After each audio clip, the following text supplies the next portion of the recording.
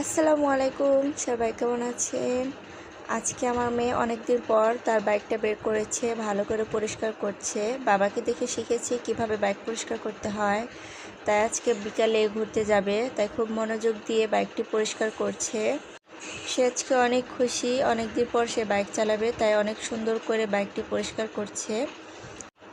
আমার মেয়েটা অনেক লক্ষ্মী, সব কথাই শোনে।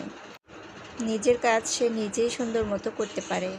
খুব খুশি আজকে সে, মিটে মিটে হাসছে আর বাইকে বসছে। সে ভাবছে অনেক দিন পর আমার বাইকটা কোথায় ছিল, চালাইতেও পারি না। এখন সে রেডি হয়ে বের হয়েছে। বিকালবেলা সে বাইরে গিয়ে ঘুরবে, রাস্তা দিয়ে ঘুরবে। তার দাদির সাথে দুষ্টুমি করছিল।